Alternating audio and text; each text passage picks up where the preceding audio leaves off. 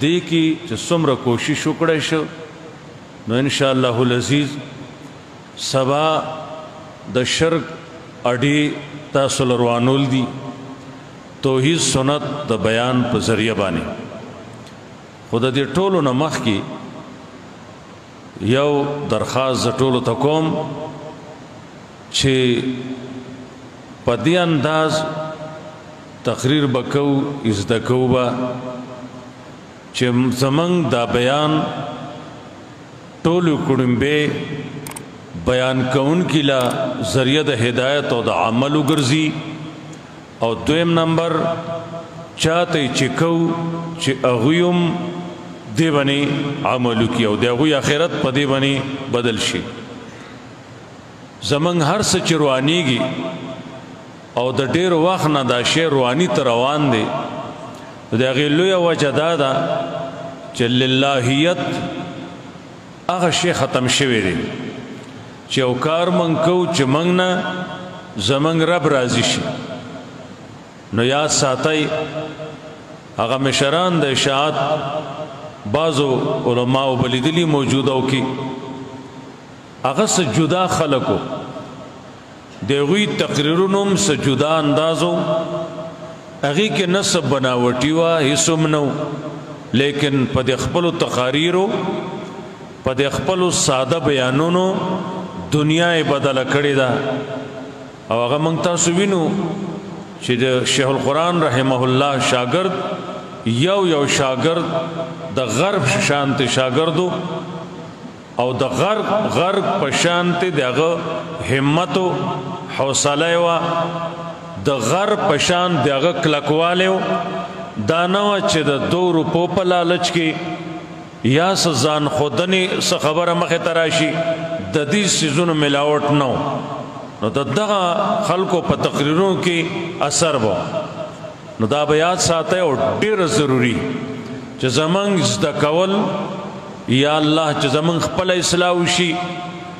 بیا بل ته د بیان تجربه زده کول چې یا الله دې باندې اول عمل وکم او زه چې چاته ویم چې پاغو باندې اثر وشي نو اثر به پاغوي حل کیږي چې زمنګ اندرون کې د الله رضا و کله خدای رضا نه و چې ما ته مقرر وي او خسړی وي ضرور مولا وي مفتی قاضي وي سده د باندې حرامي سوا د خلقو د خندانا بل شي باندې ملويږي ځکه دا میدان د داسې مخلصینو د لاس جوړ دی چې د غوی په نقش قدم بدلل راځي او غوی مخ کې د انبیاء علیهم السلام په طرز روان خلقو نو چې زمون هر عمل د الله رضا د پاره دنیا کې هر چا کوشش دی څوک سیاسی طور باندې ځانو چتای څوک نور څه طریقو سره ځانو چتول غواړي نو نبی علیہ الصلوۃ والسلام فرمای ان الله يرفع بهذا الكتاب اقواما پدې کتابو چتیږي سړې تدا خپل کا تب اوچت شي لال رو کې نه پټيږي لال باندې چې څومره ایریا چې هغه سرګندېږي ارتکا ترتاويږي تاکي سو نو هغه پټيږي نه سشته نه هغه سرګندېږي نه نو دیو جنا طلباء کرامو په خدمت کې عرض دي داراتون کې جوان دا ستاسو دے تاسو لدا میدان چلول دی دا مخکنی خو یو رسختیگی شیخ سعدی رحمه الله فرمای چې دا عمر دا د واوري یو ټوکړه ده او د واوري ټوکړه رو ولیکيږي اگر کې ډیره غټه ټوکړه ده خو ولیکيږي نو دا اشته خو روان دي آینده تاسو ترتیب دی که تاسو د مخکانو په طریقه لاړلای نو اولئک آبائی زمنګ مشران د توحید سنت منګ چرچان زده کړ دي ناغوی هغه تاریخ پشان د نور پشان د بلب هغه زلیږي بلیږي کپاغه نقشه باندې لاړلای نن ان شاء الله د نور شانبم الله په دنیا کې وپړقي او تاسو خبره به خلق زړه کې دن دی لزیور کی او همیشه لپاره ستاسو د خبرې زه د خلکو زړه کې دن نه بي او چې اندرون نه منغويو په دې نیت ويو چې الله ستاره رضا علیکم ان صلاتي ونسکي ومحیاي ومماتي زما جوان زما عبادت بدنی عبادت مالی جوان مرگ للہ یا اللہ تعالی رہے دا حج مبارکی چوئی واتم الحج والعمرۃ للہ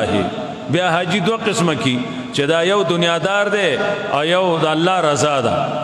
نو هغه دنیادار چې دی نو مالو فی الاخرة من خلاق او هغه بل چې دی چې هغه دنیا هم غوښتې ده خو ورسره دینو دا حج دا عبادت د الله رضا لکو نو هغه له دنیا آخر دواړه دي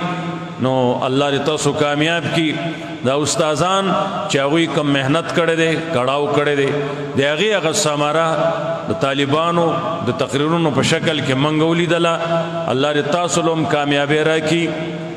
او دا استادان ذمہواران چې ستاسو تربیت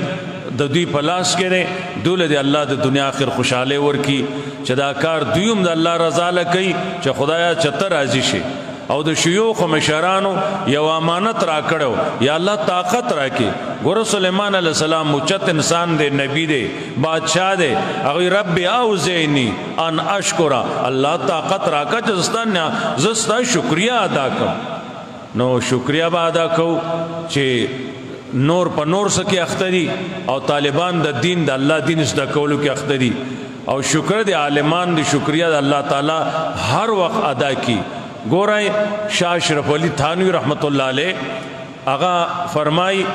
علماء تا چا تاسو پسشی فخر مکوئے پخپل علم پخپل علم فخر مکوئے ویزد صالح تو کالونا مندرسی ندسی کور تزم نزدیک کسکی میں کور دے یا ورز دا سی چلو شو شاہ سی وی زروان شم مانا کور رک شو کورم چانا رکی گی دا اللہ خی چا اشرف علی تقوی کی معلومت جوڑی زکانا کور دروازہ دے معلومہ کا وی دا خدای وسی میں اکڑے خپل دا کور دروازہ نہ معلومی گی دیر سوچ دا بات دا گاون دروازہ سے اندازہ ہو لگی نا چا زما دا کور خواہ کی دا قسم دروازہ وا نوی پیر اخپل کور تا ننواتم و چا دس رو ننواتم نو دن حالات ٹکو خلق خپلو دا اللہ خی او جلکیو خو بل عالمو دا آغا زمانے آغا وی فالج بیو لگید س علم چیو تمام ختم تردی پوری چا فاتحہ نرازی فاتحہ بانے تلفظ نشی کولے بیا چې سو کالا وارثانو کوششو کو هغه لوی شیخ الحدیث دا فاتحه یاد کړه بیا لوی هغوی جشن مناو کو چې زمونږ پلار چې شیخ القرآن او حدیثو الحمد ورته راله علما دی شکریہ ادا کوي هر وخت یا الله شکر دی ادا ډوډۍ په الله دا به الله ورکوي ادا ټول نو موږ تاسو له خرا کوي نو علما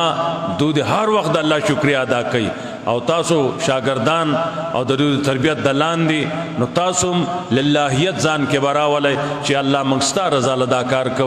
الله دې موږ تاسو له کامیابی راکړي او دا سم مجلس چې چا د دې انعقاد وکړو د کې کړاو تکلیف وکړو دوله دنیا آخر خوشاله ورکړي واخر دعوانا الحمدللہ رب العالمین.